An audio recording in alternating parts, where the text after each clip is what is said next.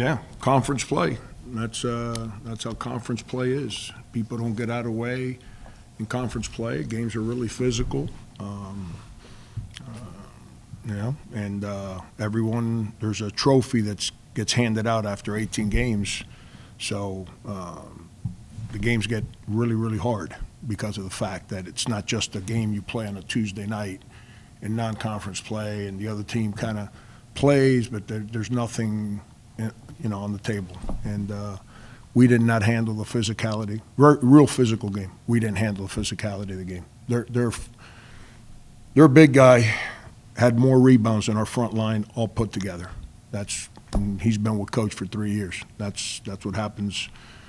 We couldn't score from the perimeter. That's because their defense was designed to not allow us to score from the perimeter. So we had to score inside, and we didn't get a very good game from our inside guys. Coach, both KJ and Marcus were held to only one made field goal. What does that attest to having week off? It had nothing to do with the week off. It had everything to do with Kent State. That's why they're one of the best teams in the MAC every year. Rob Senderhoff has been there 24 years. They're good. They defend. They're physical.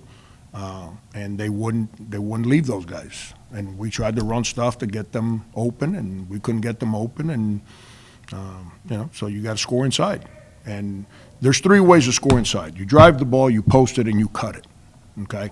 So who drives the ball for us? The guys that do. When they got it into the paint, they didn't play through contact. They played away from contact.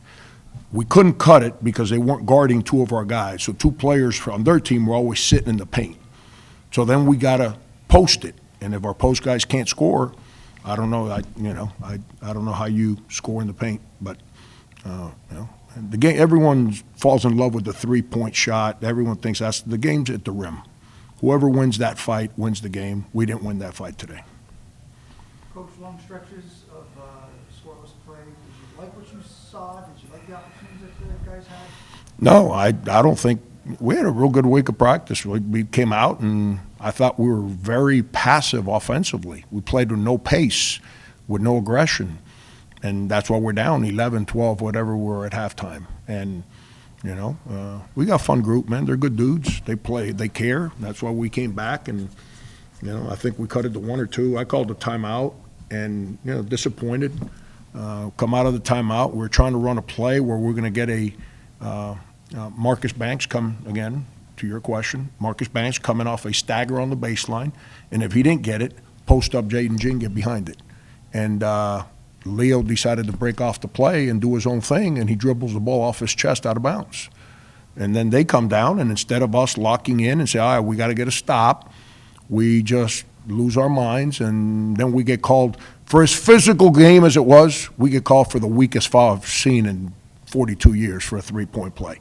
So now instead of taking a shot, you miss, but at least you take a shot to try and tie or take the lead. Now we're down 5, and then we just struggled to score the rest of the way.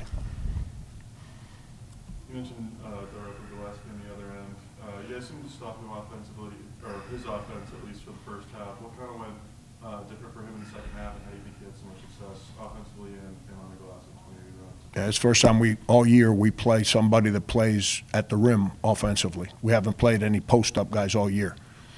I think you guys have heard me say that might be a problem on our team. I don't try to hide. It's not like, see, back in the day, we as coaches can, have secrets about our team because not every game was on film. Every game we play is on Synergy and for everyone to watch. Coaches make a lot of money. Why? We make a lot of money because we spend all day watching film.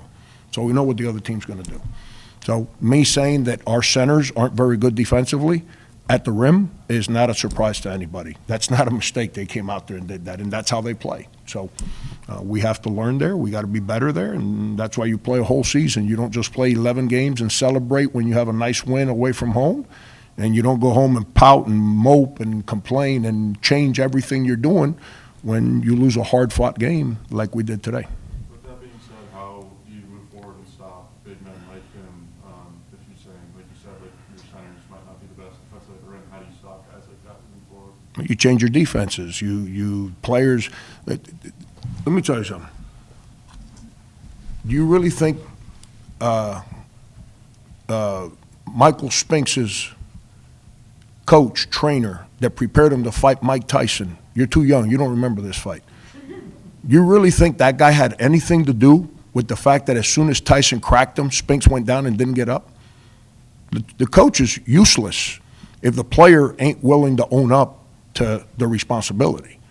Like, how do you get better? You keep throwing them out there and keep challenging them, keep teaching. There's no secret sauce. We went zone, and they just worked it around, threw it to the middle of the zone, one dribble, layup right at the rim. And then Leo leads the country in the worst fouls, like, committed by any player. I'm tired of yelling at him about that. He's an adult. He eventually has to change that. Coach, Dan Hankinson, he's had a stretch of good games after a slow start to the year, and then today shoots the way he did. Are you at all worried about where he is with his shot making? Grabbed 11 rebounds. Everybody else was a watcher. So his ball didn't go in the basket. He's got to, in a game that physical, taking that many shots, I don't think, did he attempt a free throw? No.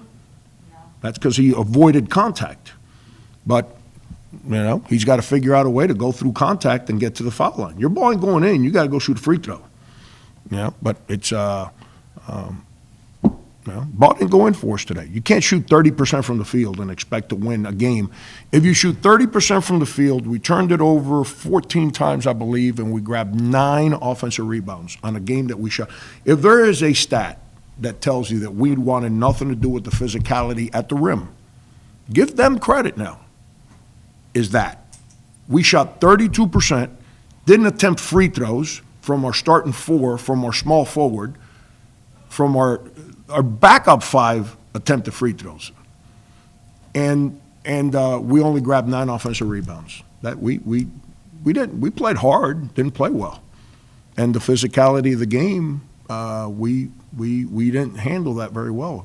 If we play better in the first half, can we win the game? Maybe, I don't know, but who cares about all that? Bottom line is we had it in a 1-2 point game, and we didn't close out the game. And that's what got us to that moment. Coach, your team is 10th in the nation for your defense on opponents for three-pointers. Kent State came in within the top 20 in shooting three-point percentage. Holding them to only 29% from behind the arc, what does that attest to your style of defense tonight? My guys battle, man. It's like my guys, they try, they care. They come in here and they work at it. I thought in the first half, we got caught because we're having issues in the paint defensively. Guys got caught in the perimeter staring at that guy in there, and we give up some backside threes. We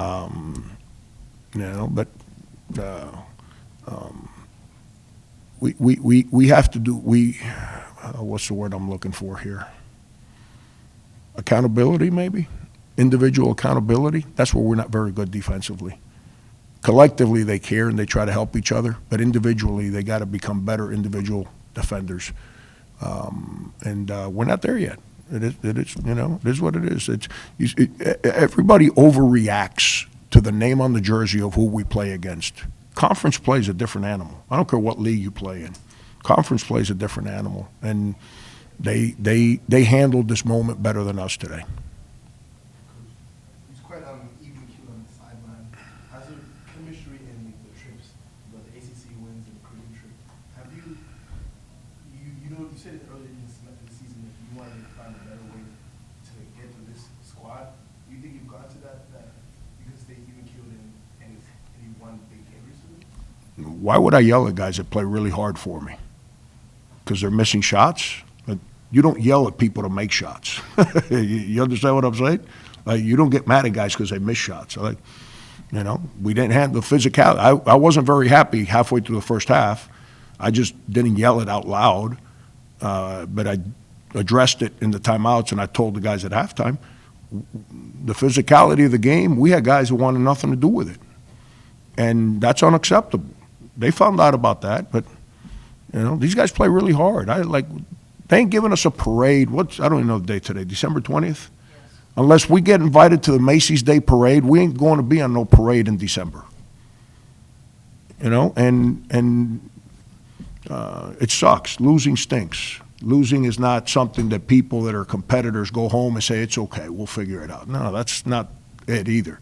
But when you go into the fight with guys that fight for you, why would I yell at them because we miss shots? You know, it's these guys don't need negative energy. They care about what they do every day. Thanks, Coach. Thank you.